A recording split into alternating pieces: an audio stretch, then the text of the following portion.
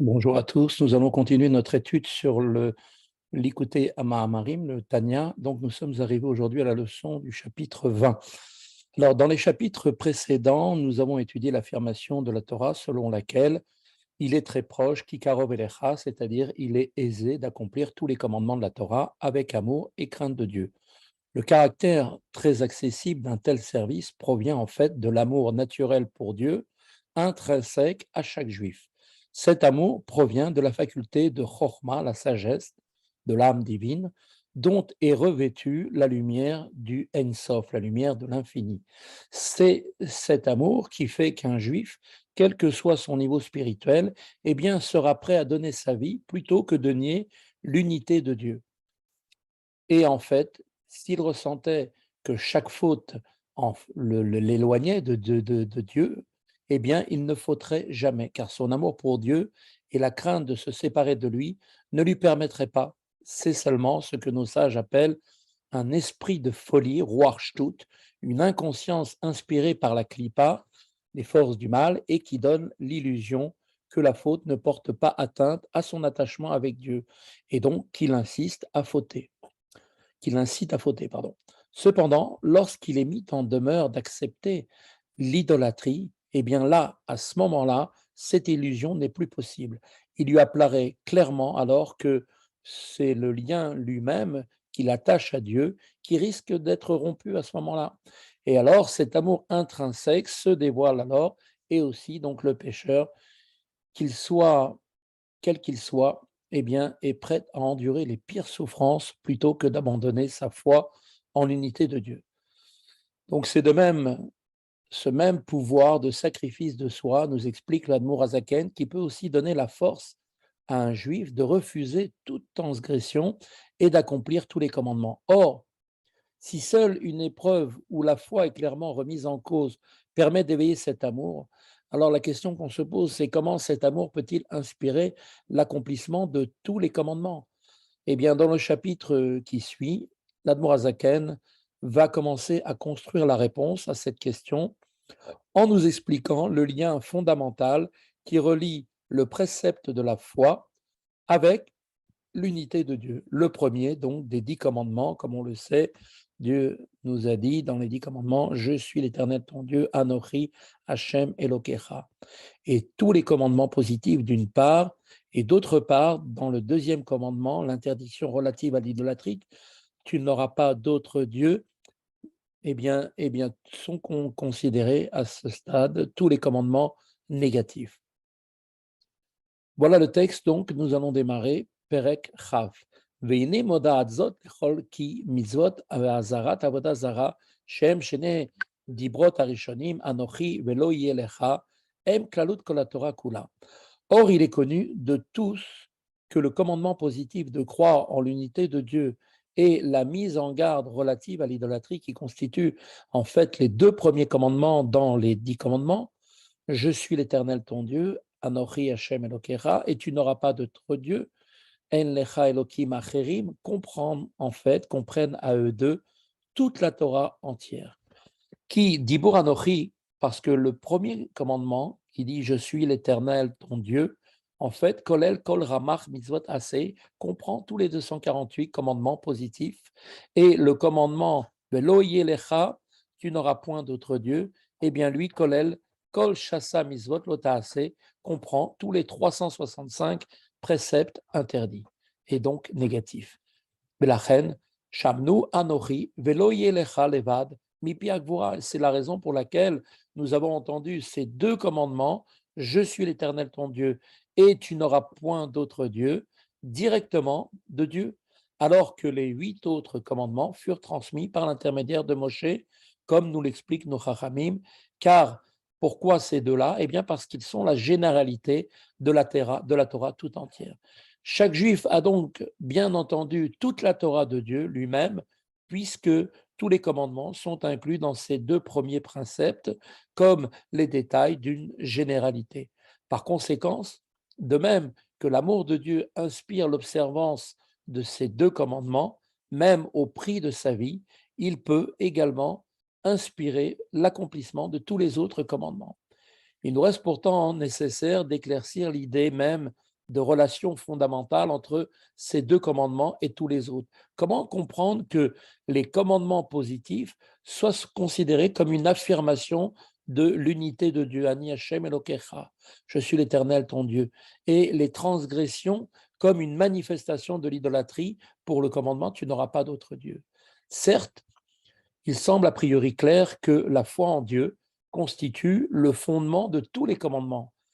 La Mechilta illustre d'ailleurs cette idée par la parabole d'un roi qui rentre dans un pays et se voit sollicité par les habitants d'instaurer parmi eux une législation.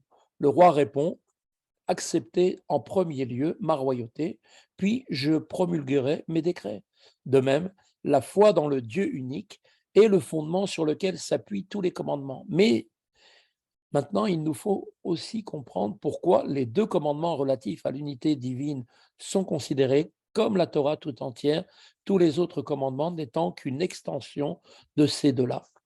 L'expression de cette idée, eh bien, se fonde sur une définition beaucoup plus profonde du concept de l'unité de Dieu. La notion d'unité de Dieu ne signifie pas simplement qu'il n'est pas d'autre créateur que lui, mais plutôt que Dieu est le seul être existant. Voilà ce qu'il doit être nécessaire de se rappeler. En od milevado, toute existence est néant absolu devant lui et ne fait qu'un avec lui. Quand un homme agit à l'encontre de la volonté divine qui s'exprime dans les commandements, eh bien, il se détache donc de Dieu comme s'il était une entité séparée et indépendante, et cela même constitue un déni de l'unité de Dieu. Et l'homme qui transgresse, eh bien, est considéré dans cette perspective comme un idolâtre. Et donc, c'est cette idée que maintenant Rabbi Shneor Zalman va nous expliquer en détail. Le Be'er Etev Inyan Ze. Pour expliquer clairement cette idée, Tsarich le'askir tchila bektsara inyan mahut arduto. Il est nécessaire pour nous au préalable d'évoquer brièvement ce qu'est l'idée et l'essence de l'unité de Dieu chez la Kadosh Baruch Hu, chez Nikra Yachid Umiyuchad, qui est appelé un et unique. Donc, il nous faut comprendre la signification de cette expression qui se prête à maintes interprétations. Il n'est qu'un Dieu, un créateur, et il est un être un qui n'est pas composé de plusieurs forces. Et tous ont foi chez Ulevadohu qu'il est un seul, Kemo Shaya Kodem Shenivra Olam Mamash, tel que maintenant aujourd'hui il est, exactement comme il était avant que le monde ne fût créé, quand il était seul de toute évidence, chez Aya ou Levado, puisque rien n'existait alors avant la création, et le peuple juif affirme donc sa foi dans ce cas présent comme avant même la Genèse, et il n'est nulle autre existence que Dieu. Comme il est écrit d'ailleurs dans le texte de la prière, tu es celui qui était avant que le monde ne fût créé, et tu es celui qui est depuis que le monde a été créé. Si cette louange ne se prêtait qu'à une interprétation littérale, à savoir que Dieu est éternel sans début ni fin, il aurait pu être simplement écrit: tu étais avant que le monde ne fût créé. Pourquoi est-ce qu'on a ici une répétition, une périphrase? Tu es celui qui était avant que le monde ne fût créé. Pourquoi avons-nous besoin de le dire? Pourquoi est-elle nécessaire, cette phrase? Pirouche ou cela, cette emphase cette emphase de la phase répétée, tu es celui qui, eh bien, vient nous apprendre que véritablement, Pirouche ou Mamash Belishum Shinu Kirchtiv Ani Hashem Loshaniti. Cela signifie que Dieu est exactement le même, celui avant et après la création, sans aucun changement. Comme il est dit, moi Dieu, je n'ai pas changé avant et après la création. Comme cela va être expliqué, Dieu est toujours un et unique, malgré la présence de myriades d'êtres. Ki olam hazeh, vechol olamot elyonim, einam poalim shum shinui barduto itbarer beibaram ben leyesh. Car ce monde, ainsi que tous les mondes supérieurs, eh bien, n'effectuent aucun changement dans son unité du fait de leur création ex nihilo. Shekemo she'aya hu levado, hu yachid umiyuchad kodem ibaram. De la même manière que Dieu était un, seul et unique avant qu'ils aient été créés, Ken ou levado ou yachid ou miyuchad achar shebaram, eh bien ainsi en est-il de même il est toujours un, seul et unique après qu'il les ait créés. Donc la question que l'on pose peut être effectivement la suivante: comment peut-il en être ainsi? Que dire de toutes les créatures qui sont présentes devant lui? Eh bien, la réponse, c'est que Mishum de kula kame kelo chashiv kein ve'efes mamash. Cette affirmation est vraie parce que tout est comme néant devant lui et comme absolument inexistant. Alors maintenant, il nous faudra élucider cette idée. Alors voici un bref aperçu de l'explication qui est donnée. On dit comme ça que toute la création est venue à l'existence par la parole de Dieu. Pour l'homme, comme on le sait, un mot prononcé est sans aucune importance comparé à la faculté de parler elle-même, car cette faculté contient la potentialité illimitée de pouvoir parler. A fortiori, en est-il ainsi d'un mot comparé à la faculté de penser, car c'est la pensée, comme nous l'avons appris, qui est à la source de la parole, par rapport à l'âme elle-même, qui est la source de la pensée et de la parole. Un mot ou même plusieurs mots sont totalement insignifiants. Donc combien plus la parole de Dieu, qui représente sa force créatrice, est-elle donc considérée comme totalement inexistant par rapport à lui, qui lui est infini? Le passage qui suit maintenant est une exposition un peu plus étendue de ce concept qui se poursuivra au chapitre suivant. Le Admorazaken nous dit comme cela: nous dit que la venue de l'existence des mondes supérieurs et inférieurs s'est faite de manière ex nihilo,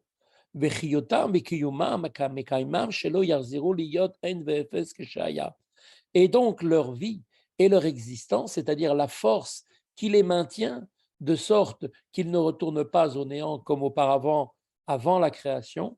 Et donc, effectivement, si Dieu, si on peut dire, retire ses mains, l'œuvre, on le sait très bien, de toute la création retomberait au néant, ce qui n'est pas le cas concernant l'œuvre de l'artisan, qui après avoir créé un objet, eh bien, l'artisan garde le même état, la même forme, la chose est toujours la même. Le vase qu'il a fait reste toujours un vase. L'existence continue, par contre, de la création, qui est une existence, elle, ex nihilo, c'est-à-dire à partir du néant, dépend d'un renouvellement continuel de la force créatrice de Dieu. Si cette force cessait, toute la création retournerait au néant.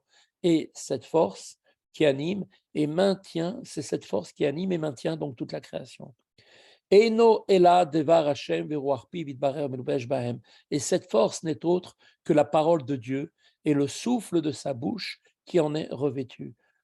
Alors, le machal kemo benefesh Adam, pour prendre un exemple, nous allons prendre l'exemple de l'âme humaine, que chez Medaber Dibur Echad, quand un homme va prononcer un mot, eh bien, Adibur ze levado kelo mamash afilu legabe klalut nafshu medaberet. Ce mot qu'il a prononcé est considéré comme absolument rien, même quand il est seulement comparé à la totalité de son âme articulée, c'est-à-dire la faculté de la parole. Sheu bechinat levush aemsaï shelo shela sheu koach adibur shela, qui cette parole est en fait le vêtement, c'est-à-dire l'instrument d'expression qui a été donné à l'âme, qui est donc l'intermédiaire entre l'âme et les interlocuteurs, à savoir cette faculté de pouvoir s'exprimer vers les autres, qui est donc cette faculté de parole. L'âme, comme on l'avait vu, a trois vêtements, qui sont ces trois moyens d'expression vers l'extérieur. Elles sont la pensée dirigée vers l'intérieur de la personne. Ensuite, cette pensée l'amène à la parole, qui est dirigée vers les autres, et l'action elle-même vers les autres. La parole est donc le vêtement intermédiaire, l'action est en fait le niveau inférieur, et la pensée étant le niveau supérieur. Un seul mot prononcé n'a en soi aucune valeur par rapport à cette faculté de la pensée. Étant donné que cette faculté de parler peut produire une infinité de mots comparés à l'infini, eh bien un mot n'a aucune valeur.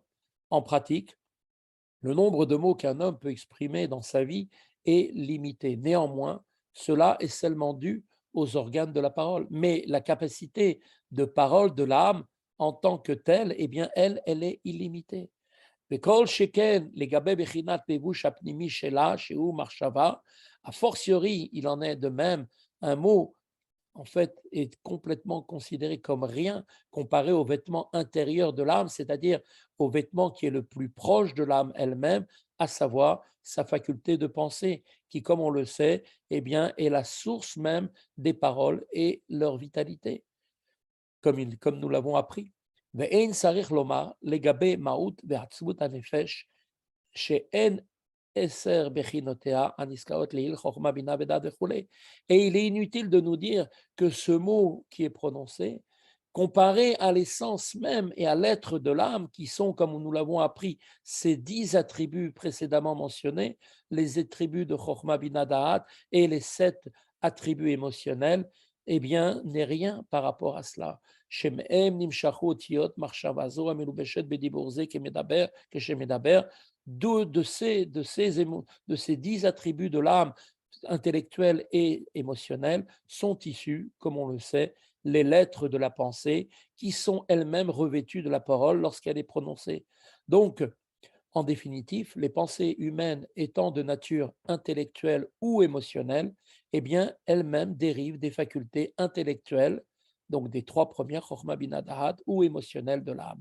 Ces lettres de la pensée descendent ensuite de niveau en niveau à travers la parole. Qui marche à marshava igamken bechinat otiot kemo adibo rak shen ruchaniut vedagut yoter. Car la pensée, elle aussi, tout comme la parole, eh bien, elle aussi, la pensée consiste en des lettres, si ce n'est que les lettres de la pensée sont beaucoup plus spirituelles et plus subtiles, et donc la pensée et la parole partagent donc une caractéristique en commun, c'est qu'il y est nécessaire qu'il y ait des lettres. Aval eser bechinot chokhmat binat bedahat, en shoresh umakor umachshava, ve'en bahem bechinat otiot adain kodem shemitlabeshut belevush hamachshava. Mais nous dit tout de suite la Admour Azaken, les 10 attributs qui sont donc divisés en deux, comme on le sait, les attributs intellectuels que sont Chokhmah Bina Da'at et les attributs émotionnels qui sont donc Chesed, Gvura, Tiferet, Netzar, Od Yesod et Malchut, eh bien, sont la racine eux-mêmes et la source de la pensée. Et donc, ils n'ont absolument aucun aspect de l'être à ce stade-là, avant de se revêtir du vêtement de la pensée. Donc, cela vient nous dire et nous faire comprendre que les lettres se forment seulement quand on concentre sa pensée sur une idée ou sur un sentiment, comme cela nous sera expliqué par la suite. Puisque les forces intellectuelles et émotionnelles de l'âme sont à ce point subtiles et immatérielles, elles sont donc d'un ordre différent, beaucoup plus sublime et plus spirituel que la pensée, et le mot prononcé n'a certainement aucune valeur comparée à ses facultés au niveau des 10 facultés de l'âme. Rabbi Shneur Zalman va maintenant étudier le processus de formation des lettres de la pensée. Il nous dit tout de suite, les machals, par exemple, que chez Nofeletlo Eizo Ahava Omida Pelibo Shel Adam. Par exemple, quand un certain amour ou un désir va se manifester soudainement dans le cœur de l'homme, eh bien, Kodem Sheole Maalev El Amoar Le Hashem ou la Rerba, avant que celui-ci, l'homme, ce désir se manifeste chez lui et monte de son cœur vers son cerveau pour qu'il puisse y penser et y méditer, eh bien, à ce stade-là, eh bien, cet amour ou ce désir, il n'a absolument ce sentiment, ne comprend absolument aucun aspect de l'être. Rak, Rafes, Pachod, Vechashika, il s'agit seulement d'un pur désir et d'une aspiration. El Adavar, Aounirmad Etzlo, pour, en fait, il a juste un pur désir et une aspiration pour l'objet qu'il désire. Mais Kol Sheken, Kodem Shenafla, Atahava, Vachemda, Belibo, Leoto Davar, et a fortiori, avant même que le désir et l'appétit pour cet objet ne soient apparus en son cœur, quand il se trouvait confiné au niveau de l'intellect, Chokhmah, Bina, la compréhension et la connaissance d'Ahat, Shaya Noda Eslo Oto Davar, Shehu Nichmad Benaim Betov Veyafe, la Sigo Bekebo, c'est-à-dire que cette chose, effectivement, était bien connue de lui à ce stade des 3 premières que sont Chokhmah Bina Da'at, qui était quelque chose connu comme étant désirable et agréable, c'est-à-dire qu'il est bon d'obtenir ces choses-là et à laquelle il est bon de s'attacher, par exemple. Le fait, par exemple, comme Kegon Lilmod Eizo Chochma Olechol Eizo Machal Aref, comme par exemple le fait d'étudier une certaine discipline ou de consommer quelques mets délicats à cet état d'appréciation intellectuelle de l'objet désirable, quand il est uniquement au stade de cette connaissance mais qui ne s'exprime pas, avant que cette appréciation ne soit développée en émotion, on ne peut certainement pas parler à ce stade-là de l'être. רק לאחר שכבר נפלה החמדה והתאווה בליבו, בכוח חוכמתו ושכלו וידעתו. Et c'est seulement après que le désir et l'aspiration sont déjà descendus, exprimés, sous-entendus en son cœur, au moyen de la sagesse chokhma, la compréhension bina et la connaissance da'at, ואחר כך חזרה ועלתה מהלב למוח, לחשב ולערער, et que ce désir, un peu comme une sorte de boomerang, eh bien, et cette aspiration sont à nouveau remontées du cœur vers le cerveau, de sorte que maintenant le cœur va penser et réfléchir à la façon de réaliser son désir en obtenant, pour pouvoir obtenir ce mets, ou bien pour pouvoir étudier ce sujet. Are bekan noldu beprinat otiyot bemocho. Et c'est seulement à ce moment-là, quand il concentre sa pensée sur la réalisation de son désir, eh bien, que les lettres apparaissent en son esprit. Shen, en fait, otiyot kelashon am veham advarim amearerim bahem kol inyane olam, qui donc vont apparaître ces lettres dans son esprit, suivant la langue de chacune des nations qui emploie ces lettres en parlant et en pensant tous les sujets du monde, chacun pensant et s'exprimant dans sa propre langue. En conclusion, nous dit l'Admorazet Azaken que toutefois une pure émotion, c'est-à-dire une émotion qui n'a pas encore atteint le niveau de la pensée, qui conçoit sa mise en œuvre, transcende en fait les différences entre les nations et leurs langues, puisqu'elle ne se traduit pas à des lettres. Toutes les nations peuvent avoir effectivement des émotions qui sont les mêmes.